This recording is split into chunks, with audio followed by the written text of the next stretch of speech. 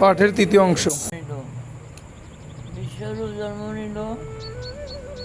পড়াশোনা করতে করতে 12 বছর বয়স যখন বিশ্বরূপের অধ্যক্ষের কাছে পড়াশোনা করে কি জানলো সে ত্যাগের সংসার, ত্যাগ, গীতা গীতা গীতা ত্যাগ ত্যাগ ত্যাগ, গীতা অর্থ ত্যাগ।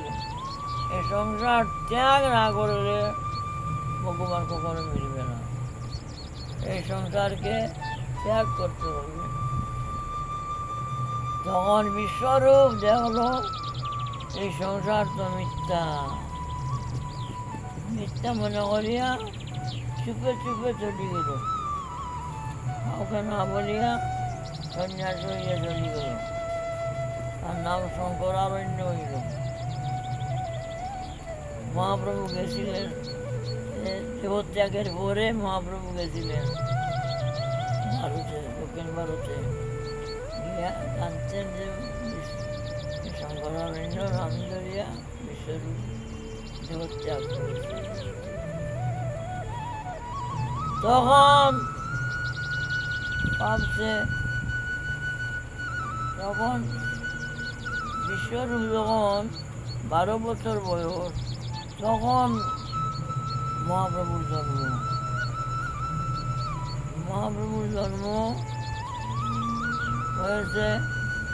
মহাপ্রভুকে পড়ায় বিশ্বরূপ, পড়ায় ছোট ভাই আদর করে। তো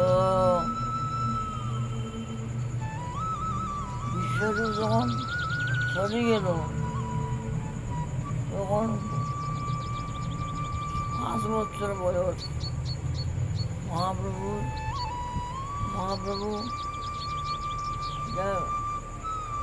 লীলার মধ্যে দেখায়, গৌরলীলা হয় না, এর মধ্যে দেখায় এই সমস্ত কান্দি অবস্থায় হয়ে গেছেন মহাপ্রভু। মা বাবা তারপরে বলছেন, যা তোরেও পড়াইব না, তোরে পড়াইলে বিশ্বরূপ পড়াশোনা করিয়া জানল সংসার সার, গোবিন্দ সার আর সহসার জানিয়া চলিয়া গেল। তুমিও বেশি বিদ্যা হইলে তুমিও চলে যাবে, তোরে পড়াইব না। যে পড়াইব না তো কি করেন, ও হাড়ির মধ্যে যে রান্নার হাঁড়ি আছে না, আগে তো মাটির হাঁড়িতে, আমার মা মাটির হাঁড়িতে ভাগ করছেন দেখছি, আগে মাটির হাঁড়িতে ভাগ করিত। এইরকম উৎপাত আরম্ভ করলেন।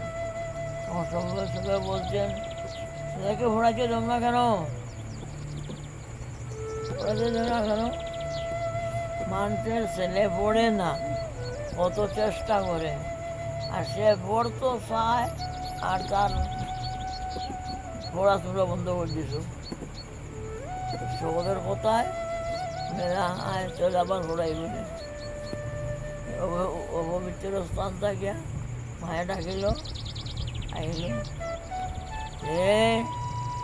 এই গৌর কত উৎপাত, কত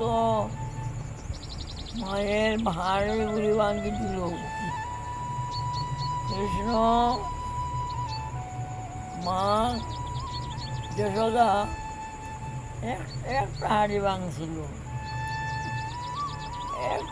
ভাঙছিল, আর মা তারে বন্ধন করিয়া রাখি দিল।